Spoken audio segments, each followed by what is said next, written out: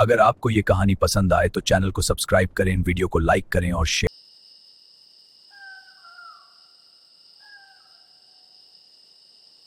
रामपुर एक पुराना और सुनसान गांव है। चारों तरफ खेत फैले हुए हैं और कच्ची टूटी सड़कें रात को ऐसे सुनसान लगती हैं जैसे कोई रहस्यमयी ताकत हर चीज पर साया डाल दे। कुछ दिनों से गांव में लोग रात के समय एक एक करके गायब हो रहे हैं और ये कि कौन उन्हें ले जाता है किसी को मालूम नहीं। इस डर की वजह से गांव वाले रात को बाहर निकलने से हिचक रहे हैं और हर व्यक्ति रात की खामोशी में डरा हुआ रहता है। विक्रम काफी समय से शहर में रह रहा था। कुछ दिन पहले ही उसके पिता की अचानक मौत हो गई थी। अब मजबूरी में उसे अपने आबाई घर और जमीन के कागजात पूरे करने के लिए रामपुर वापस आना पड़ रहा था। शाम ढल चुकी थी और आसमान पर हल्की धुंध छाई हुई थी। सड़कें सुनसान और लगभग अंधेरे में डूबी हुई थीं। विक्रम एक ऑटो रिक्शा में बैठा गांव की तरफ बढ़ रहा था। ऑटो वाला बिना कुछ कहे चुपचाप रिक्शा चला रहा था और चारों तरफ अजीब सी खामोशी फैली हुई थी। उसी पल विक्रम ने हल्के से हंसते हुए मजाक में कहा, भाई, रात में तो यहां काफी सुनसान रहता है। ऑटो वाला सिर्फ एक वाक्य ही बोल सका, साहब, कोशिश करना, रात को बाहर मत जाना। रास्ता लंबा और धूल से भरा हुआ था। विक्रम ने खिड़की से बाहर नजर डाली तो सड़क के किनारे खड़े पेड़ और खेतों के बीच फैली अजीब सी परछाइयां दिखाई देने लगीं। ठंडी हवा चल रही थी और पेड़ों की शाखें आपस में टकराकर ऐसे फुसफुसा रही थीं जैसे कोई अनदेखी बातें कर रहा हो। विक्रम ने धीरे से खुद से कहा, बस शहर में रहकर ही अच्छा था भाई। कुछ देर बाद ऑटो धीरे धीरे गांव के मुख्य चौक तक पहुंच गया। वहां का दृश्य देखकर विक्रम एक पल के लिए ठिठक गया। पूरा गांव सुनसान पड़ा था। न कोई दुकानदार दिखाई दे रहा था और न ही कोई आदमी। चौपाल बिल्कुल खाली थी और दूर कहीं कुत्ते अपनी जगहों पर बिना वजह भौंक रहे थे। विक्रम ने ऑटो वाले की तरफ देखकर, आप जाएं। ऑटो वाला बस सिर हिलाकर चुपचाप वहां से वापस मुड़ गया। विक्रम धीरे धीरे अपने पुराने घर की तरफ बढ़ने लगा। वही पुराने रास्ते, टूटी हुई सीढ़ियां और जर्जर दीवारें उसे अपने बचपन की धुंधली यादों में ले जा रही थीं। घर का दरवाजा अजीब तरीके से बंद था, जैसे कई सालों से किसी ने उसे खोला ही न हो। उसी समय उसकी नजर पास खड़ी एक लड़की पर पड़ी। वह उसकी बचपन की दोस्त राधा थी। राधा अब अकेली रहती थी। उसके चेहरे पर थकान के साथ साथ एक अजीब सा डर भी साफ दिखाई दे रहा था। वह धीरे से विक्रम के पास आई और धीमी आवाज में बोली, और विक्रम, इतने साल बाद कैसे हो? क्या हालचाल है और यहाँ आना कैसे हुआ? हाँ राधा, मैं ठीक हूं। मैं बस अपनी आबाई जमीन का कुछ काम पूरा करने आया था। लेकिन ये बताओ, इस गांव में इतना सन्नाटा क्यों है?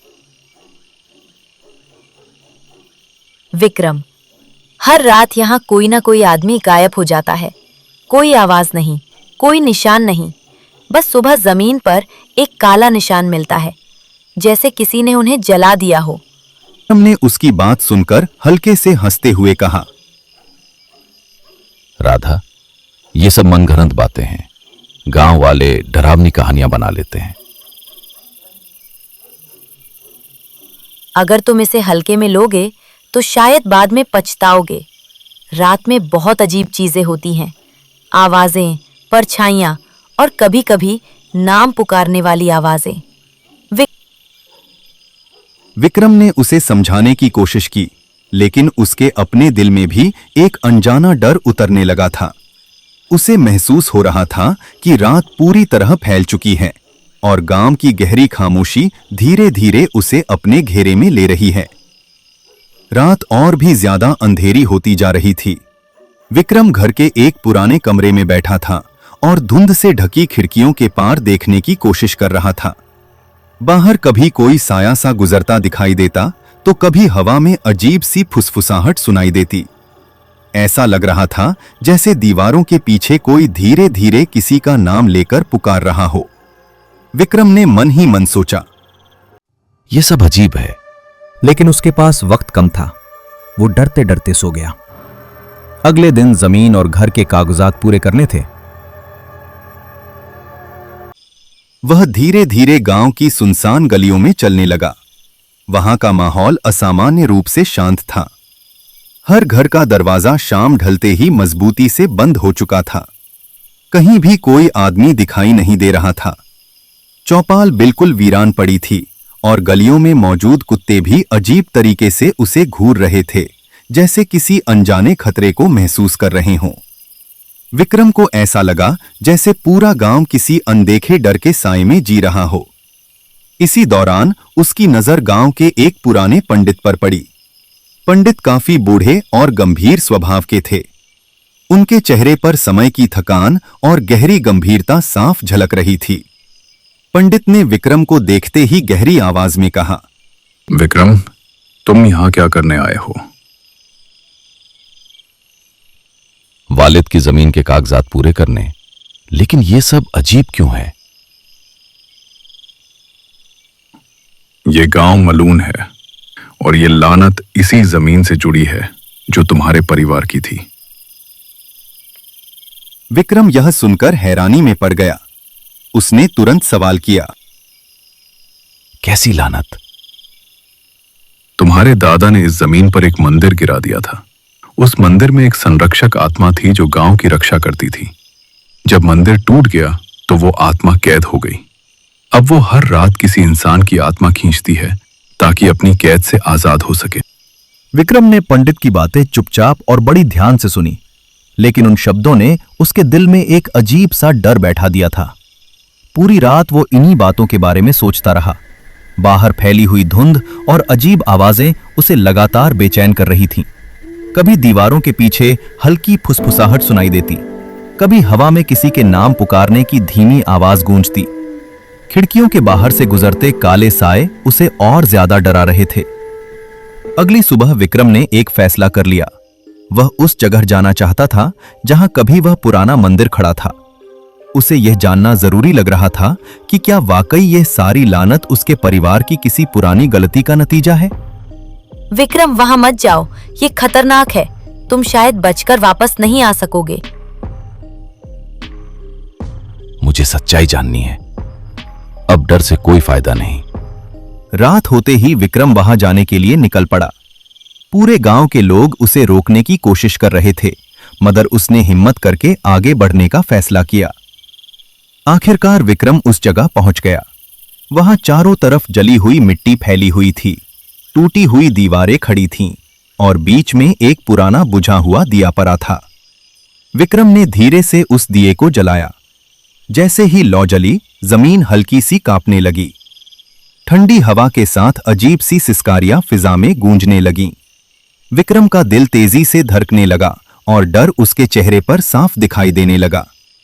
अचानक राधा वहां आ गई, मगर उसका चेहरा अब पहले जैसा नहीं था। उसकी आंखों में एक डरावनी और शैतानी ताकत झलक रही थी। वह अब इंसान नहीं रही थी। दरअसल वह उसी राक्षस की आत्मा थी जो मंदिर टूटने के बाद उस जगह कैद हो गई थी। कई सालों से वह राधा के रूप में गांव के लोगों को मार रही थी ताकि उनकी आत्माओं को अपने अंदर समेटकर इस लानत से आजाद हो सके। लेकिन अब विक्रम के वापस आने से उसकी कैद पूरी तरह टूटने वाली थी। मैं अब तुम्हें नहीं छोड़ूंगी। तुम्हें निगलने के बाद मैं इस लानत से आजाद हो जाऊंगी। नहीं, मुझे छोड़ दो। थी। अचानक चारों तरफ घना धुआं फैलने लगा। फिजा में अजीब आवाजें गूंजने लगीं और धीरे धीरे विक्रम उस धुएं में गुम होने लगा। कुछ ही पलों में वह पूरी तरह गायब हो गया। अब गांव में सिर्फ गहरा सन्नाटा बाकी रह गया था और हवा में हल्की हल्की सिसकारियां सुनाई दे रही थीं। अगली सुबह गांव में यह खबर फैल गई कि विक्रम भी उस डरावने राक्षस के चंगुल में फंस चुका है। अब गांव के लोग पहले से भी ज्यादा डर में जिंदगी गुजारने लगे। रामपुर की धुंध और भी घनी हो गई थी। सड़कें, पेड़, खेत और वह पुराना घर सब जैसे विक्रम की गैर मौजूदगी को महसूस कर रहे थे। और राधा अब पूरी ताकत के साथ गांव में घूमती थी। हर रात वह अपने लिए एक नया शिकार तलाश करती और किसी को मालूम नहीं होता था कि अगली रात किसकी परछाई हमेशा के लिए दीवारों में कैद हो जाएगी।